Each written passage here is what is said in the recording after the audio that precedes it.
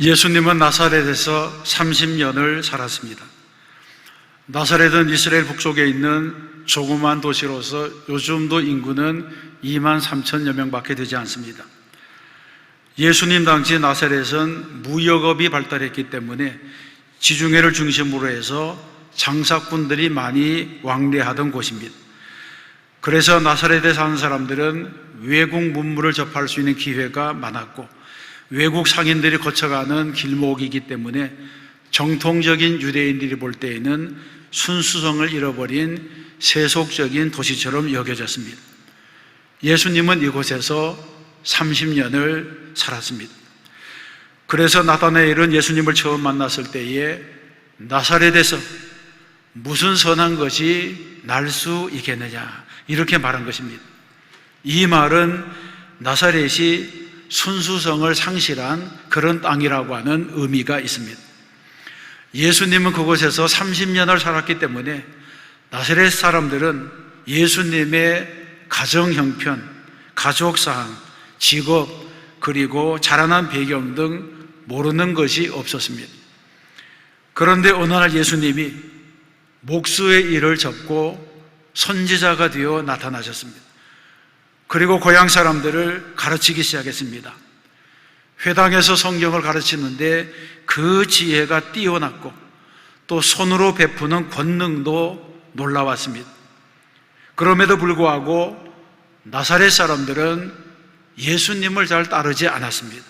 2절에 보게 되면 이 사람이 어디서 이런 것을 얻었느냐, 이 사람이 받은 지혜와 그 손으로 이루어지는 이런 권능이 어찌 됨이냐, 이렇게 놀라면서도 이어지는 3절에 보게 되면 이 사람이 마리아의 아들 목수가 아니냐, 야고보와 요셉과 유다와 시몬의 형제가 아니냐, 그 누이들이 우리와 함께 여기 있지 아니하냐 하고 예수를 배척했다, 이렇게 말씀합니다. 그러면 나사렛 사람들은 왜 예수님을 배척한 것입니까? 첫 번째로는 그들이 예수님을 배척한 것은 예수님을 육체적으로만 보았기 때문입니다.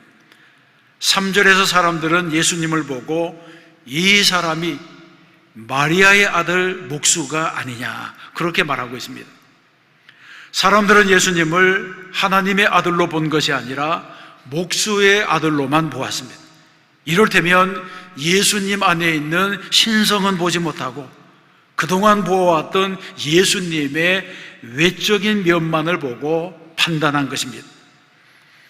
비록 예수님이 나사렛에서 목수의 아들로 자라났다고 할지라도 요단강에서 세례를 받으신 이후에는 성령으로 충만하셔서 백성들을 가르치시고 천국 복음을 전파하시고 병든 자를 고치시고 귀신을 쫓아내고 바람과 풍랑까지도 잠잠하게 하시는 하나님의 아들로서의 사역을 했습니다. 그런데도 나사렛 사람들은 여전히 예수님을 목수의 아들로만 본 것입니다. 이것은 무서운 편견입니다. 편견은 마치 색안경을 쓴 것 같아서 모든 사물이 그 색으로 보입니다. 우리도 편견을 가지고 사람을 보게 되면 그 사람을 정확하게 알 수가 없습니다. 오늘도 사람들 가운데 오해가 생기는 이유는 내 입장으로 다른 사람을 판단하기 때문입니다. 그 사람의 인격이나 그 사람의 중심을 보는 것이 아니라 출신을 보고 직업을 보고 배경을 보기 때문에 겉만 보면서 오해하는 일들이 많습니다. 예수님을 보고 이 사람은 목수가 아니냐, 이렇게 말한 것은 별 볼 일 없는 직업을 가진 사람이라고 하는 무시가 담겨 있는 말입니다. 그래서 예수님께서 아무리 천국 복음을 전파하시고 하나님의 비밀한 것을 알게 하시고 기적을 행한다고 할지라도 그들은 예수님을 메시아로, 하나님이 보내신 사람으로 인정하지 않았던 것입니다. 철학자 스피노자는 늘 허름한 옷을 입고 다니면서 낡은 중절모를 쓰고 다녔습니다. 이런 차림으로 길거리에 나가면 사람들에게 무시를 당하기도 하고 어떤 장소에서는 들어오지도 못하게 하고 내쫓겨나기도 했습니다. 사람들이 이 사람의 옷차림만 보고 무시한 것입니다. 한 번은 이렇게 무시당하는 선생님의 모습을 본 제자가 이런 말을 했습니다. 저 낡은 모자 속에 우주의 지혜가 담겨 있다. 그런데 사람들이 알지 못하고 우리 선생님을 무시하는구나. 그런 한탄을 했습니다. 사람들은 낡은 모자와 옷차림만 보았지 그 속에 들어있는 지혜는 보지 못했습니다. 마치 나다나엘이 나사렛에서 무슨 선한 것이 나겠느냐고 한 것처럼 편견에 가득 차 있었기 때문에 그렇습니다. 영국의 메리 왕이 허름한 옷차림으로 어느 날 은밀히 민정시찰을 하다가 비를 만나게 되었습니다. 그래서 한 농가에 들어가서 우산을 빌려달라고 했더니 이 주인이 다락에 올라가서 우산을 가지고 오는데 여러 개 중에서 제일 낡은 것을 빌려주었습니다. 다음날 왕실의 근위대장이 그 우산을 가지고 농가를 찾아왔습니다. 어제 이 우산을 빌려가신 분은 여왕이십니다.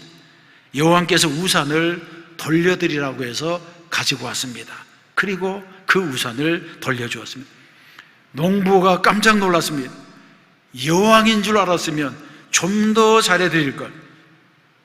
여러분, 이것은 어쩌면 오늘 우리의 모습이 아닌지 모르겠습니다.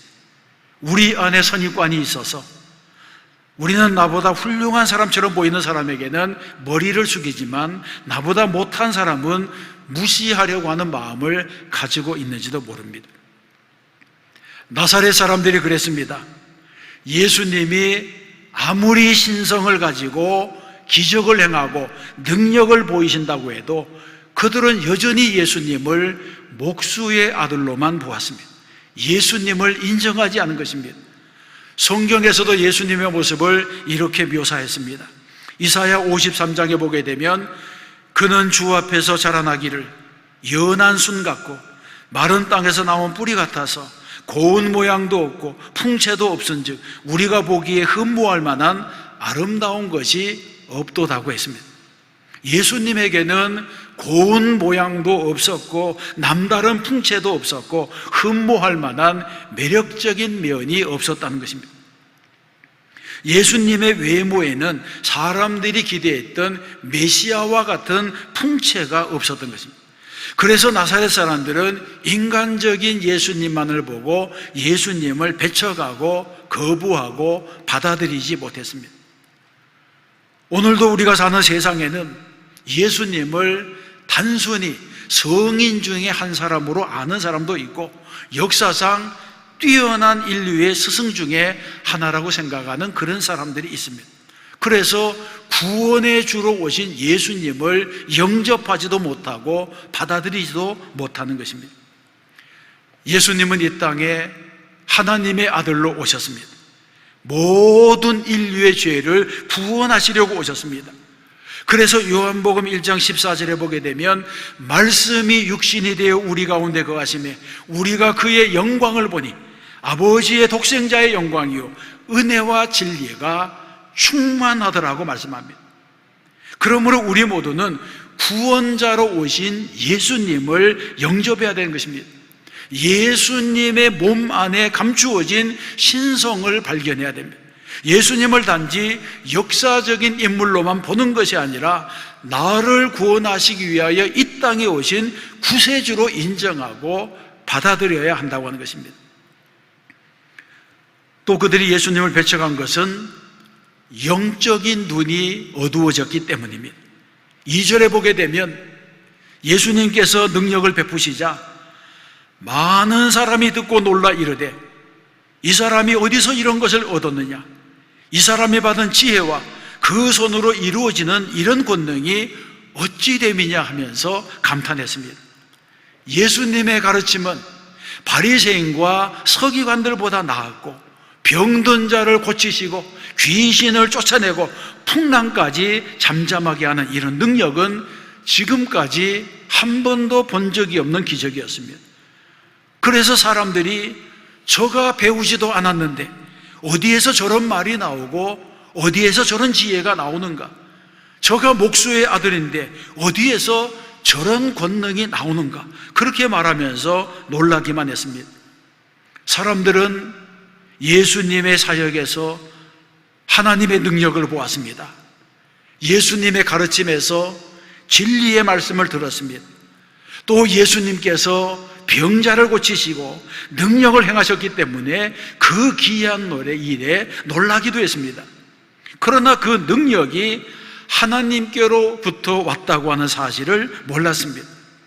단지 예수님이 행하시는 이 일을 신기해하면서도 이 사람이 마리아의 아들 목수가 아니냐 이렇게 말했을 뿐입니다.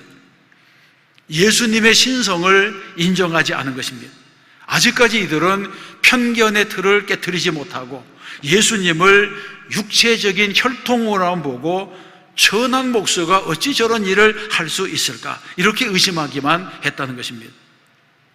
아직까지 그들에게는 영적인 눈이 열려지지 않았습니다. 심지어는 바리새인들은 예수님이 행하시는 기적을 보고 이가 귀신의 왕 바알세불을 힘입지 않고는 귀신을 쫓아내지 못하느니라 이런 말까지 했습니다. 끝까지 예수님의 신성을 인정하지 않은 것입니다. 여러분, 눈이 있어도 보지 못하면 맹인입니다. 맹인은 아무리 빛을 비추어 줘도 그 빛을 보지 못합니다. 요한복음 1장에 보게 되면 빛이 어두움을 비치되 어두움이 깨닫지 못하다라고 말씀합니다. 예수님은 빛으로 이 땅에 오셨습니다. 그러나 그 빛을 보지 못한 사람들이 많았다고 하는 것입니다. 예수님이 이 땅에 태어나실 때에 동방 박사들은 그 빛을 따라 유대 땅까지 왔습니다. 들판의 목자들은 예수님이 태어나신 말구유에까지 왔습니다. 이방 사람들도 그 빛을 보았습니다.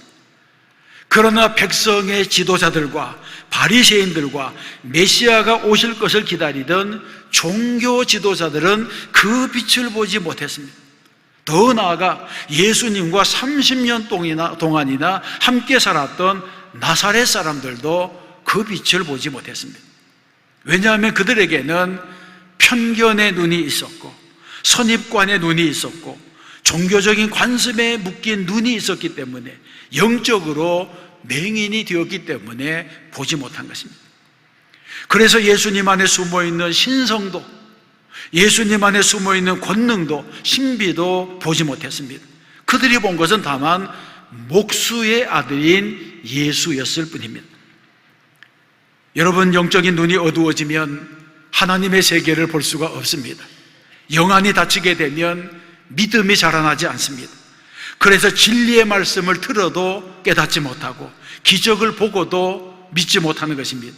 이런 사람들은 늘 세상 이야기를 하고 육신의 이야기를 하고 먹고 사는 이야기를 하고 믿음이 없는 이야기만 하며 살아가게 되는 것입니다. 출애굽을 한 모세가 가데스 바네아에서 12명의 정탐꾼을 가나안 땅으로 들여보냈습니다. 그들은 똑같은 시간에 똑같은 장소에서 똑같은 것을 정탐하고 돌아왔습니다. 그러나 돌아온 그들의 결론은 둘로 나뉘어졌습니다.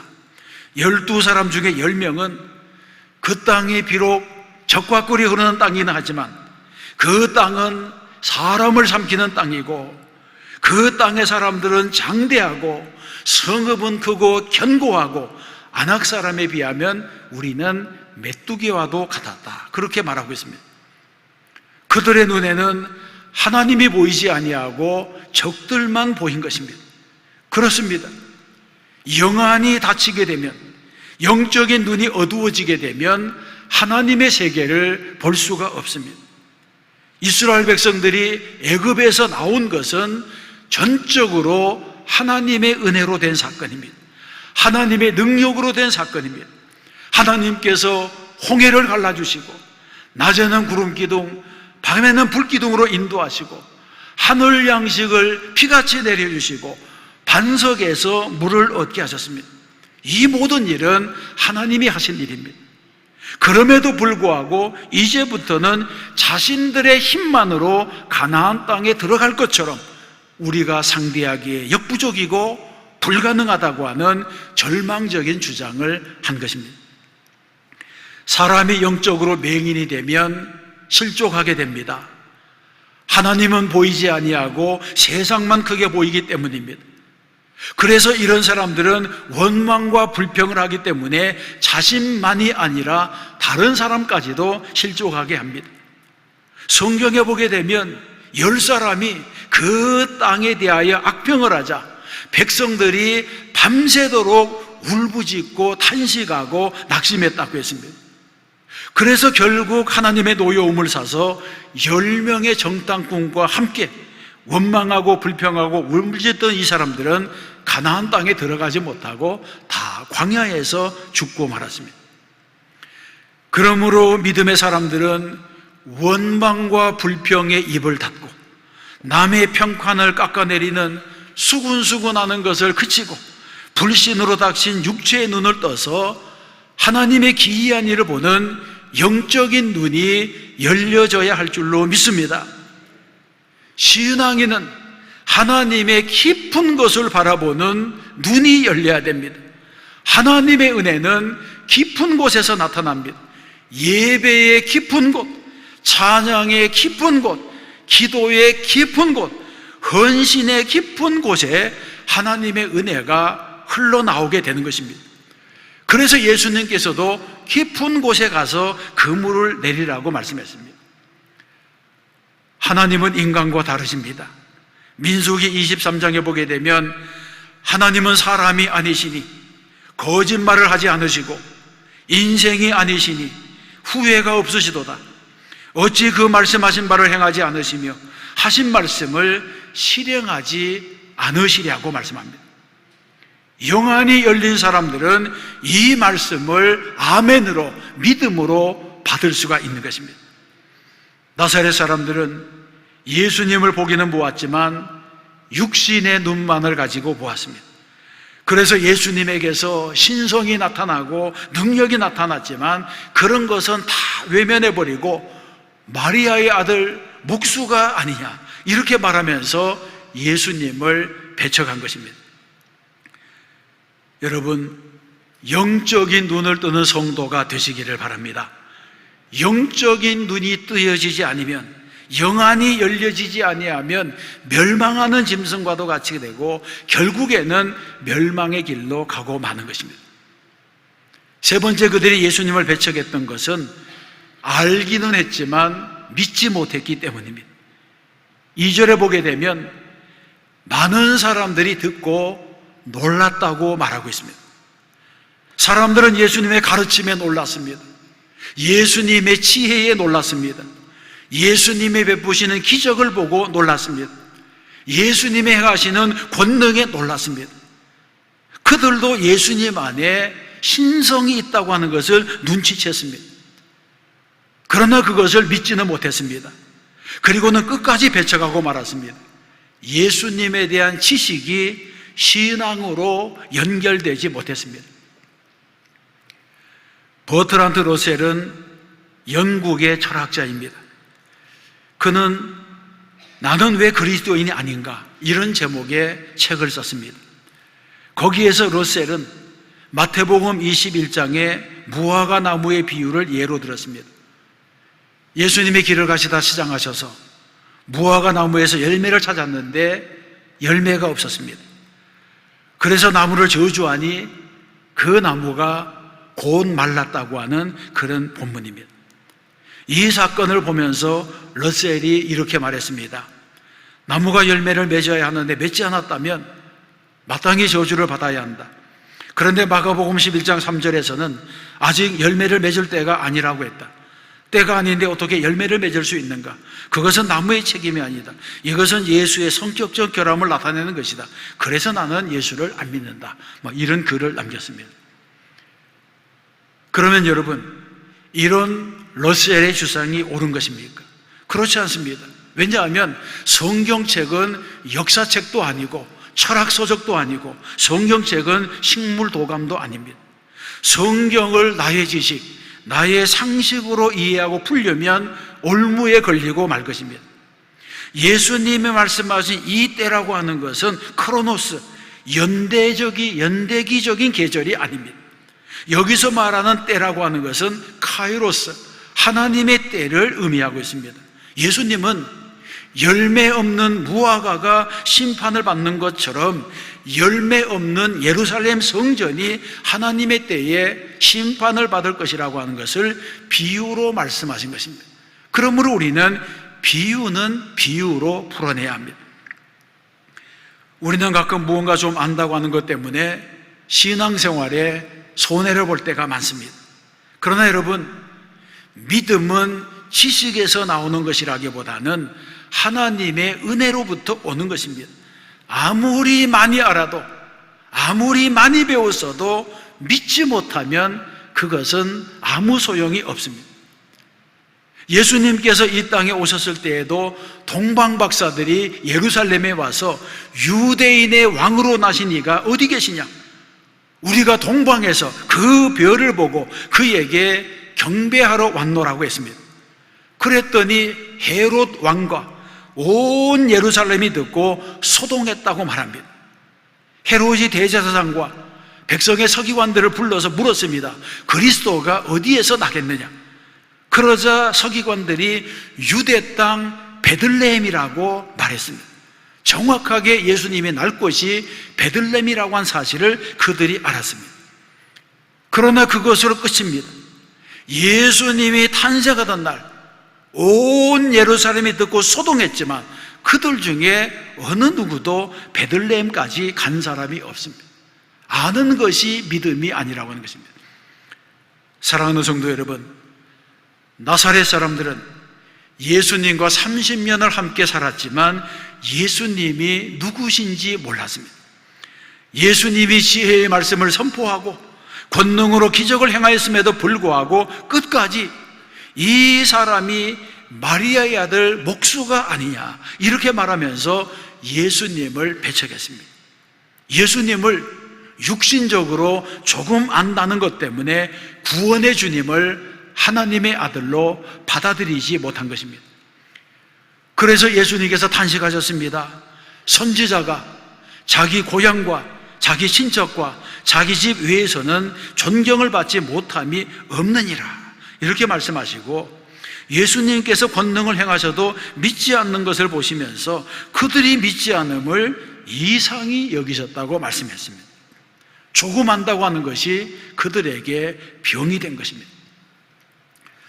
도마는 예수님이 부활하셨을 때에 그 사실을 믿지 못했습니다.